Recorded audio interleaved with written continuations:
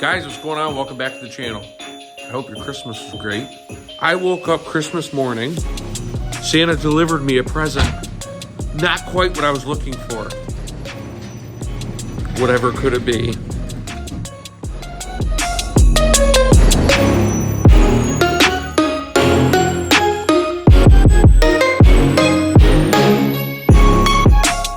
As you can see behind me, it's not my truck.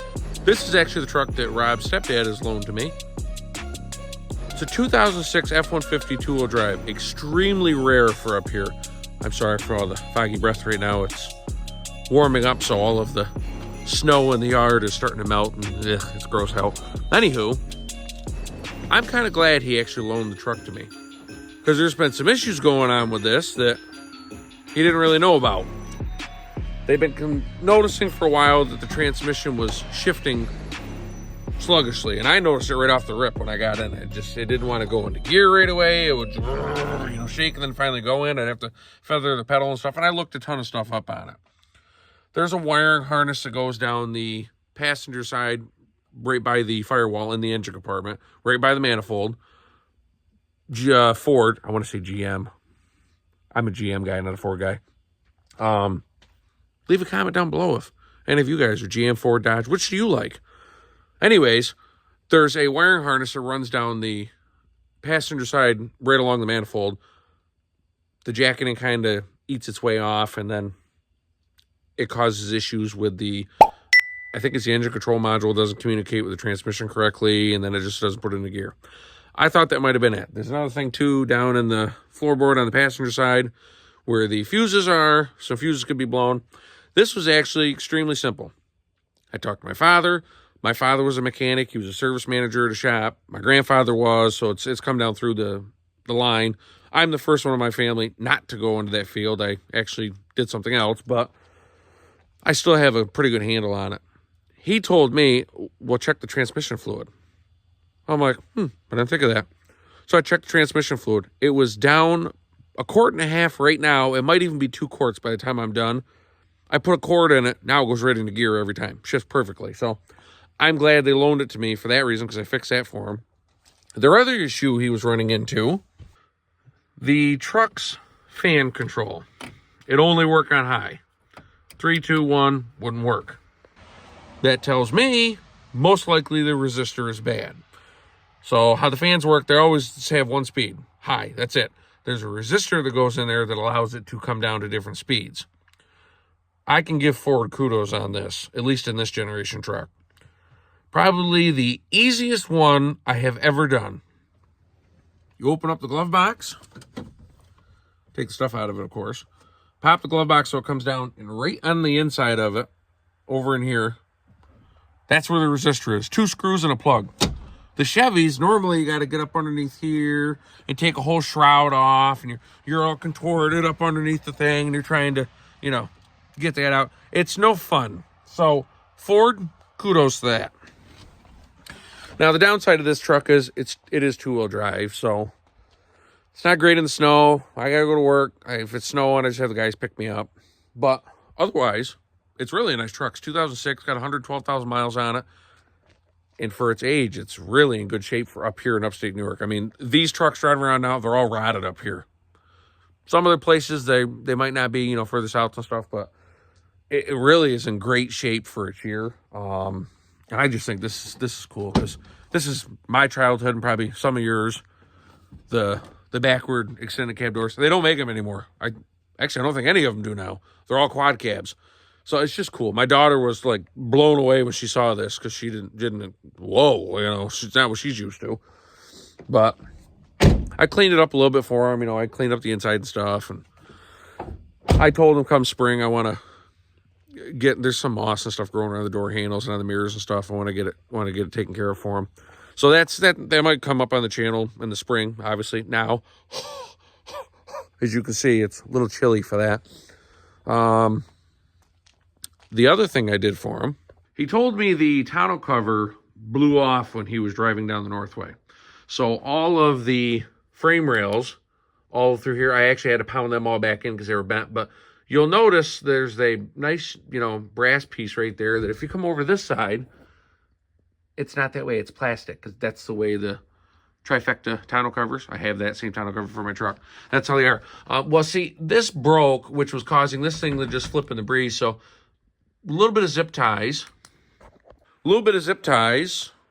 A bolt I had left over from like a bracketing type bolt for my running boards that are on my truck, and another piece left over because, you know, I keep parts everywhere. Fixed it good as new. Doesn't come off. He's happy about it. It's perfect. I fixed it for now until he can get that piece. So at least the tonneau cover's back on the truck. Doesn't fit great because I think it got a little bent when it blew. I guess it blew off, came right off the Northway, and that's why the bed rails and stuff got bent. But I fixed it. I had to really knock down this to you guys would be the passenger side. I know it's backwards because the camera's reversed, but that's the passenger side. The whole rail was kind of like bowed up. I had to put a board on it and pound the hell out of it to get it back down. Other news, I'm going to throw a picture up right now. I'm picking this up Wednesday. It's a 8.5 foot Fisher Extreme V2 plow. Needed a new plow for the truck because obviously the other one got, well, it's not good. So the pins where they go into the push plates on the Fishers, the driver's side one went backwards and the passenger side one went forward. So basically took the whole plow and kicked it away from the truck. Bent the push plates, bent the bolts that go into the frame, but somehow didn't damage the frame. So Chevy, I don't know what you're doing with those frames, but keep up the good work because they're built real well. Other news, I received notice today of a recall. And the recall states that there's an issue with one of the solenoids. I don't have it in front of me, so I can't read it, but one of the solenoids inside the transmission, which can cause the transmission to lock up when it's downshift, when it's shifting down in the gears from eighth gear down.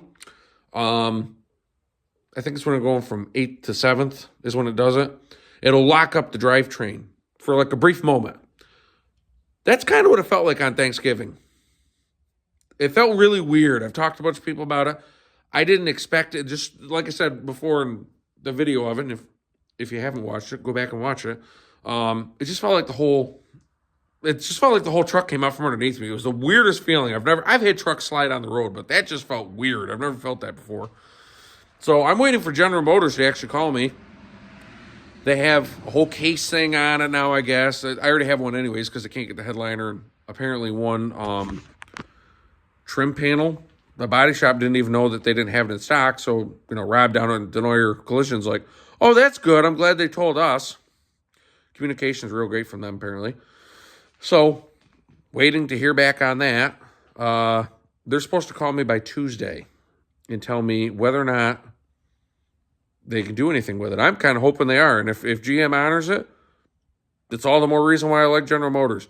If they don't, I'm still not going to go away from it. I mean, my wife has a 24 Equinox, obviously a 93 Corvette, and then my 22 Silverado. And I've owned two Fords. I had a 93 F-150 and a 2001 Ford Explorer. I hated them both. Didn't like them. This one I don't mind. I mean, even two-wheel drive, but I still don't mind it. It's comfortable to ride and drive around and stuff, but it's not a Chevy. My grandfather always used to say, you want a truck for work, you buy a Ford. You want a truck for comfort and relaxation, you buy a Chevy. And then I said, well, what about the Dodges? He'd go, you don't buy those. Oh, okay. So that's kind of where we're at. I unfortunately, I'm still waiting, and this is where we're going to be at. I got to give a shout out to Carrie Sherman and Raylan, 2 comments from the Christmas special. If you haven't seen that, go back and click it. That's pretty much where we're at. I'll keep you guys posted. I'm hoping soon that the truck will be back, and then we can kind of move forward and get some stuff done. But definitely in the next video, I'll have the plow. I'm going to get that Wednesday. So that's all we have for today. Probably not a lot of bloopers because Rob wasn't with me and I'm by myself. So there isn't as much fun for me. It's dark. It's cold. So anyways, that's enough yapping from me. If you liked it, give me a thumbs up. Throw a comment down below. Tell me which vehicle brand you like. I'd like to know. I'm curious what some people like out there. Share with a friend. If you haven't, get that bell notification on. Hit the subscribe button. We're at 352, so we're moving up. Our goal is to have 500 by the end of January. I'd say by the end of the year, but I know it's not going to happen. So by the end of January, we really would like to have 500 subscribers. So stick around. We'll catch you in the next one.